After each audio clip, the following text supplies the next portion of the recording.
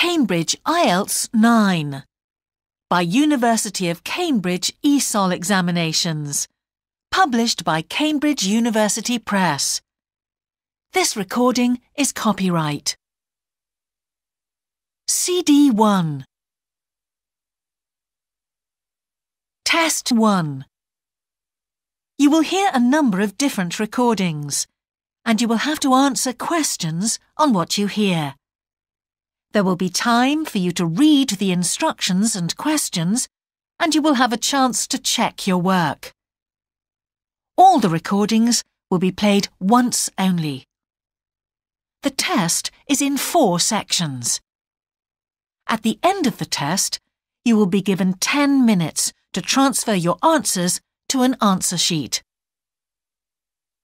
Now turn to Section 1. Section 1.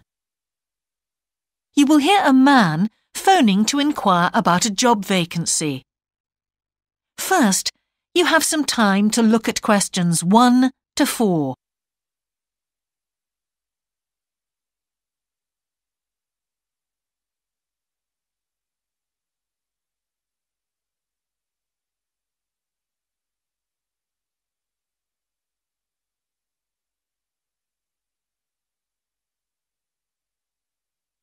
You will see that there is an example that has been done for you. On this occasion only, the conversation relating to this will be played first.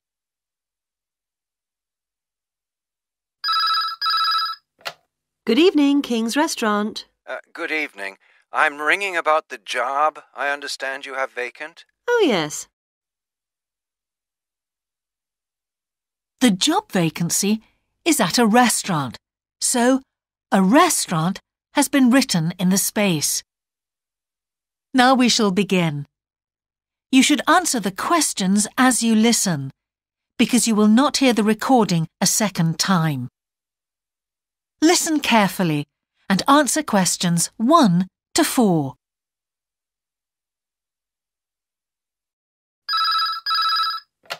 Good evening, King's Restaurant. Good evening. I'm ringing about the job I understand you have vacant. Oh, yes. I'd like to find out a few more details, if I may. Yes, of course. Can I take your name? It's Peter Chin. OK, Peter. Well, if you want to ask about the job, and then if we're both still interested, we could arrange for you to come for an interview. Great, thanks. I'm afraid I missed the advert for the job, but heard about it from a friend. That's no problem at all. What would you like to know? Well, what sort of work is it? Washing up? It's answering the phone. Oh, right, fine. And not waiting at table. That'd be good. And how many nights a week would it be? Well, we're really only busy at the weekend. So 2 nights? 3, actually, so it would work out at 12 hours a week. That'd be fine. It wouldn't interfere with my studies. Are you at the university? Yes, first-year physics student. Oh, right. And because I'm not an EU national, would I need a work permit? Yes, you would. Just get your tutor to sign it. That wouldn't be a problem if I were to get the job. Where exactly is the restaurant? Well, we have 2 branches. The one we're recruiting for is in Hillsdon Road. I don't know that. How do you spell it, please? It's HILLSDUNNE Road. Got that. Thanks. Is it near a bus stop? Yes, the nearest one would probably be just beside the library. Oh, yes, I know it. That'd be fine for me. And could I ask about the pay? We're offering £4.45 an hour. That's very good. My last job was £3.95 an hour. Before you hear the rest of the conversation, you have some time to look at questions 5 to 10.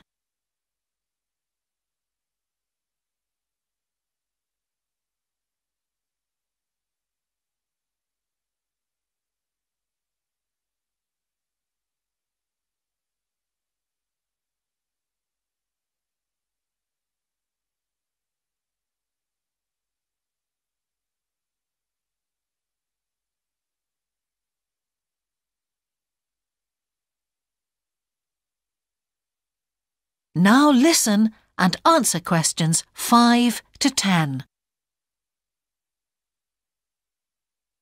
We feel it's pretty good, and we also offer some good fringe benefits. Really?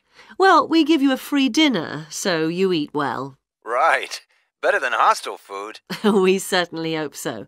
And we also offer extra pay for working on national holidays. Oh, that's a really good perk, isn't it? Yes, we think so. And then because of the difficulties of getting public transport, if you're working after 11 o'clock, we drive you home. Oh, that's good to know. Well, we'd certainly be interested in inviting you for an interview, if you're still interested. Oh, yes, certainly. Could I just also ask what qualities you're looking for? Well, for this particular job, we want a clear voice, which you obviously do have. Thanks. And you must be able to think quickly, you know. Well, I hope I... So, when could you come in for an interview? We're actually quite quiet tonight. Sorry, I couldn't come tonight. Or tomorrow, I'm afraid.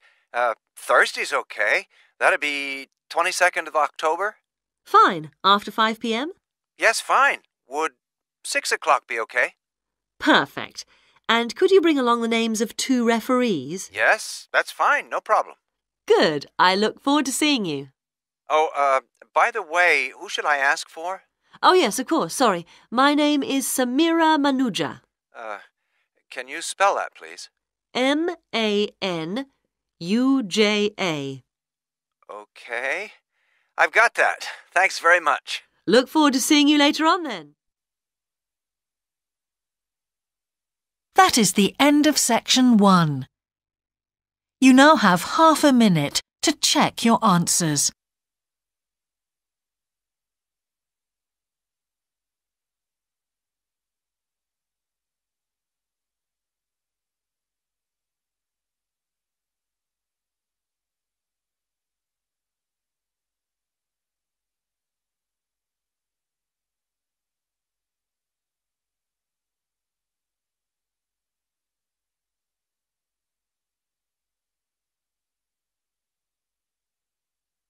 Now turn to section 2.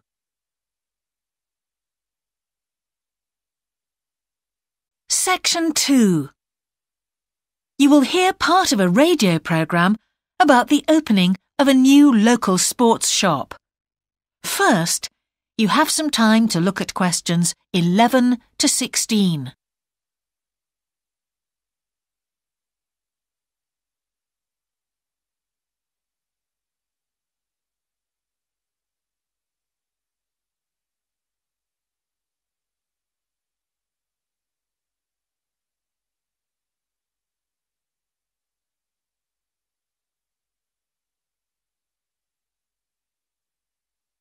Now listen carefully and answer questions 11 to 16.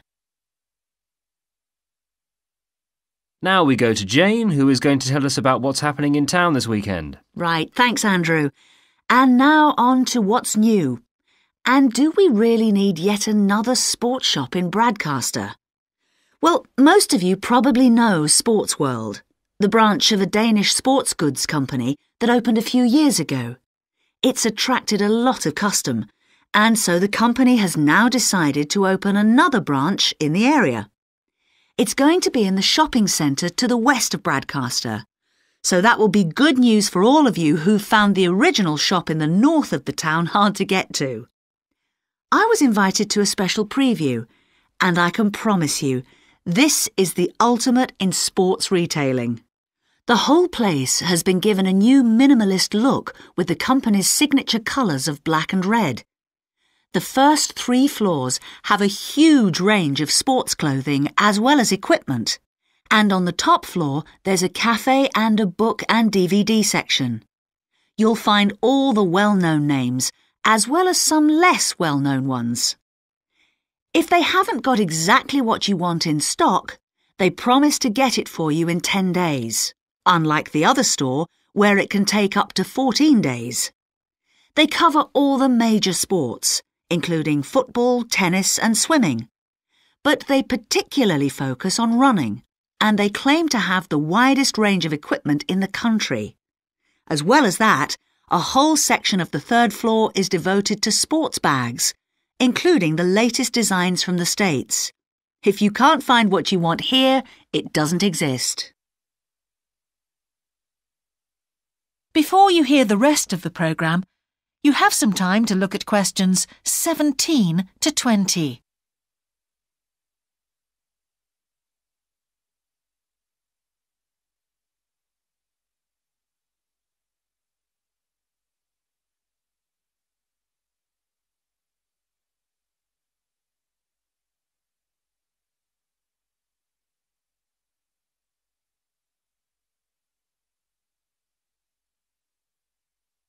Now listen and answer questions 17 to 20. The shop will be open from 9 a.m. this Saturday, and if you go along to the opening, then you'll have the chance to meet the national 400 metres running champion, Paul King, who's coming along to open the shop. And he will be staying around until about midday to chat to any fans who want to meet him and sign autographs. Then there will be a whole range of special attractions all weekend. There will be free tickets for local sporting events for the first 50 customers, and also a special competition open to all. Just answer 15 out of 20 sports questions correctly to win a signed copy of Paul King's DVD, Spring Tips, while the first person to get all the questions correct gets a year's free membership of the Bradcaster Gym. All entrants will receive a special sports calendar with details of all Bradcaster fixtures in the coming year. One of the special opening offers is a fitness test, a complete review of your cardiac fitness and muscle tone, actually done in the shop by qualified staff. This would normally cost £30, but is available at half price for this month only. There are only a limited number of places available for this, so to make a booking, phone 560-341. In addition, if you open an account, you get lots more special offers, including the chance to try out equipment at special open evenings. That is the end of section 2. You now have half a minute to check your answers.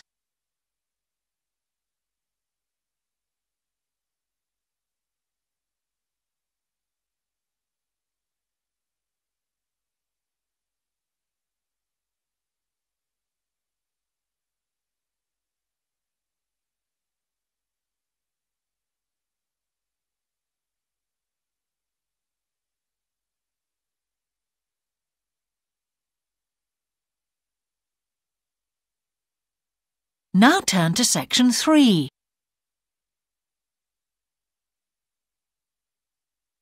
Section 3.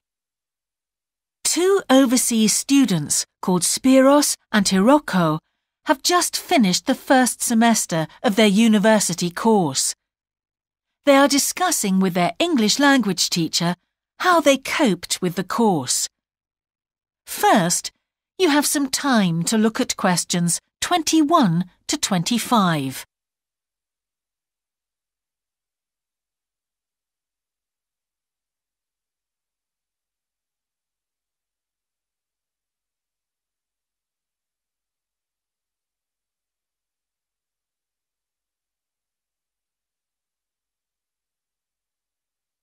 Now listen carefully and answer questions 21 to 25.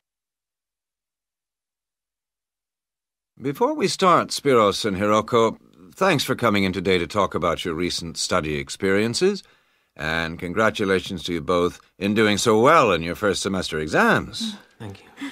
I'd like to discuss with you the value of the English for Academic Purposes course you did here last year before starting your university course.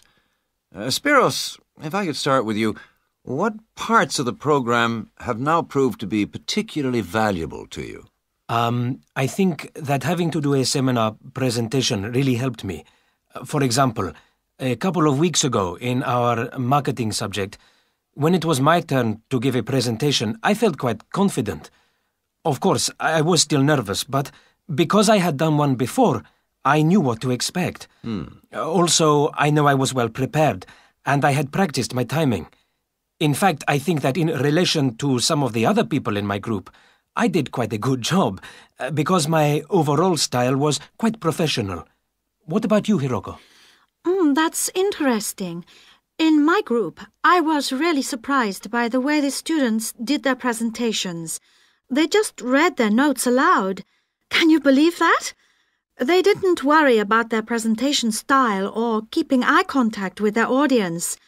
And I remember that these things were really stressed to us in the course here. So, how did you approach your presentation, Hiroko? Well, to speak frankly, I read my notes too. At the time, it was a relief to do it this way, but actually when I had finished, I didn't feel any real sense of satisfaction. I didn't feel positive about the experience at all. That's a pity. You know, although I was pleased with my presentation, I am not so pleased with my actual performance right now in the tutorials. During the whole semester, I've not said anything in our tutorial discussions. Not a word. Really, Spiros? Why's that? Do the other students talk too much? It's partly that, but it's mostly because I have had no confidence to speak out. Their style of speaking is so different. It's not the style we were used to during the course. They use so many colloquialisms. They're not very polite, and sometimes there seems to be no order in their discussion. Also, they are very familiar with each other, so because they know each other's habits, they can let each other into the discussion. You're right, Spiros. I have experienced that too. Before you hear the rest of the conversation, you have some time to look at questions 26 to 30.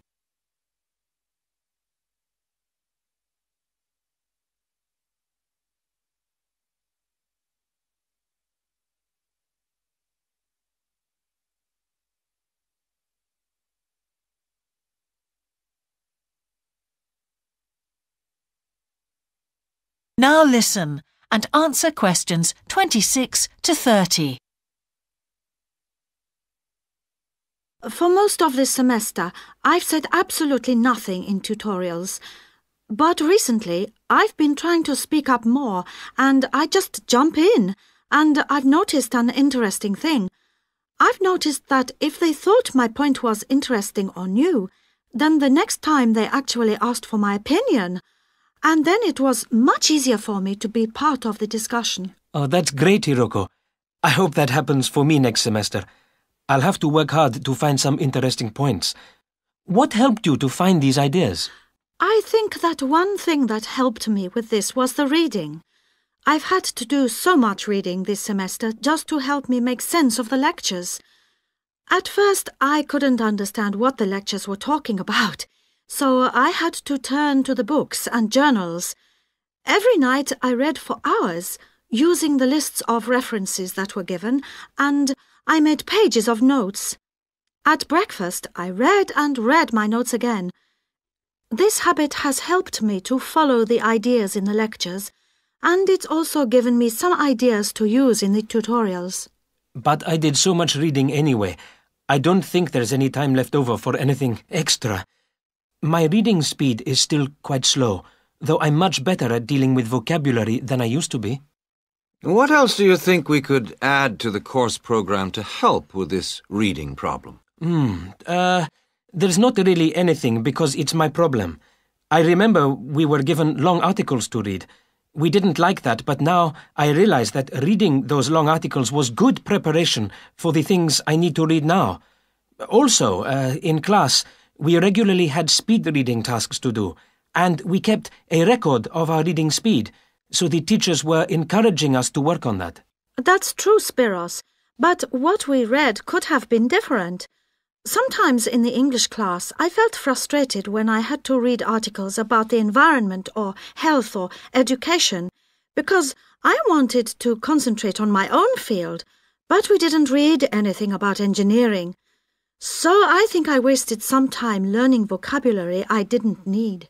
But surely the strategies you were taught for dealing with that vocabulary were helpful? Yes, but psychologically speaking, I would have felt much better working on reading from my own field. What do you think, Spiros? Oh, I agree. That would have helped my confidence too, and I would have been more motivated. It was good, though, that we could work on our own topics when we wrote the research assignments. Okay, let's move on to writing now.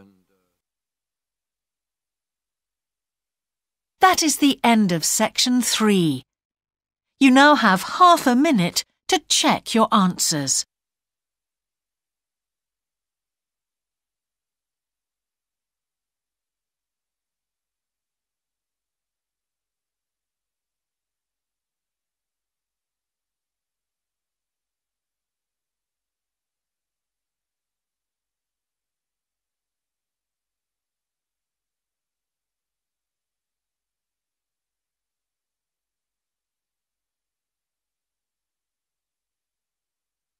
Now turn to section 4.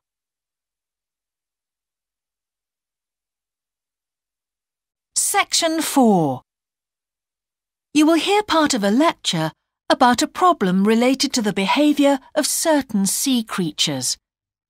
First, you have some time to look at questions 31 to 40.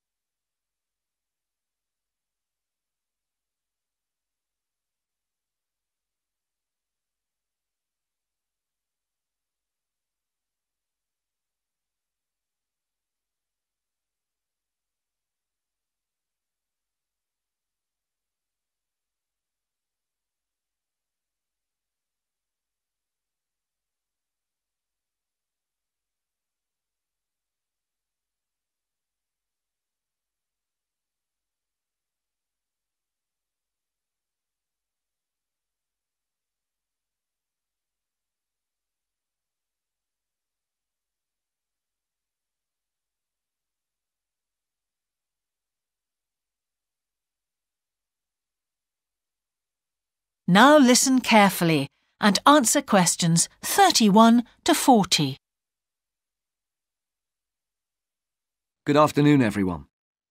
Well, with some of you about to go out on field work, it's timely that in this afternoon's session I'll be sharing some ideas about the reasons why groups of whales and dolphins sometimes swim ashore from the sea right onto the beach and, most often, die in what are known as mass strandings. Unfortunately, this type of event is a frequent occurrence in some of the locations that you'll be travelling to, where sometimes the tide goes out suddenly, confusing the animals. However, there are many other theories about the causes of mass strandings. The first is that the behaviour is linked to parasites. It's often found that stranded animals were infested with large numbers of parasites. For instance, a type of worm is commonly found in the ears of dead whales. Since marine animals rely heavily on their hearing to navigate, this type of infestation has the potential to be very harmful. Another theory is related to toxins or poisons. These have also been found to contribute to the death of many marine animals. Many toxins, as I'm sure you're aware, originate from plants or animals. The whale ingests these toxins in its normal feeding behaviour, but whether these poisons directly or indirectly lead to stranding and death seems to depend upon the toxin involved. In 1988, for example, 14 humpback whales examined after stranding along the beaches of Cape Cod were found to have been poisoned after eating tuna that contained saxitoxin, the same toxin that can be fatal in humans.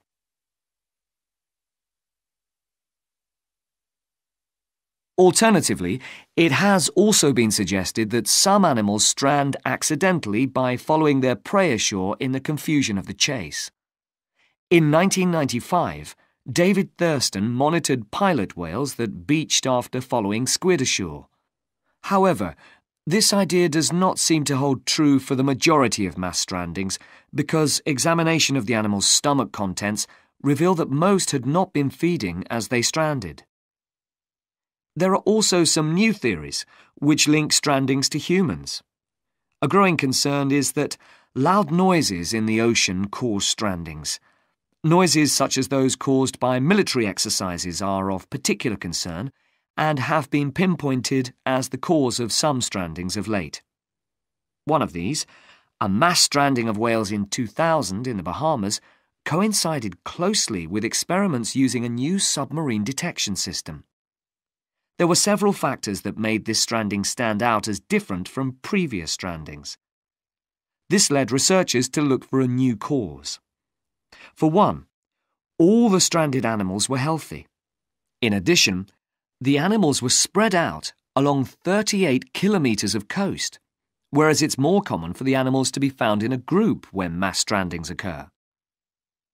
A final theory is related to group behaviour and suggests that sea mammals cannot distinguish between sick and healthy leaders and will follow sick leaders, even to an inevitable death. This is a particularly interesting theory, since the whales that are thought to be most social, the toothed whales, are the group that strand the most frequently. The theory is also supported by evidence from a dolphin stranding in 1994. Examination of the dead animals revealed that, apart from the leader, all the others had been healthy at the time of their death. Without one consistent theory, however, it is very hard for us to do anything about this phenomenon except to assist animals where and when we can. Stranding networks have been established around the world to aid in rescuing animals and collecting samples from those that could not be helped. I recommend John Connor's Marine Mammals Ashore as an excellent starting point if you're interested in finding out more about these networks or establishing one yourself. That is the end of section 4. You now have half a minute to check your answers.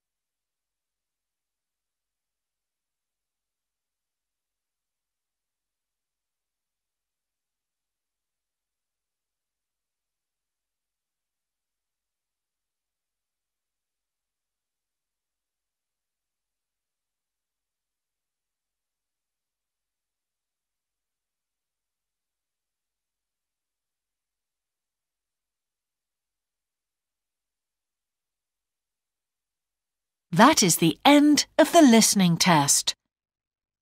In the IELTS test, you would now have 10 minutes to transfer your answers to the answer sheet.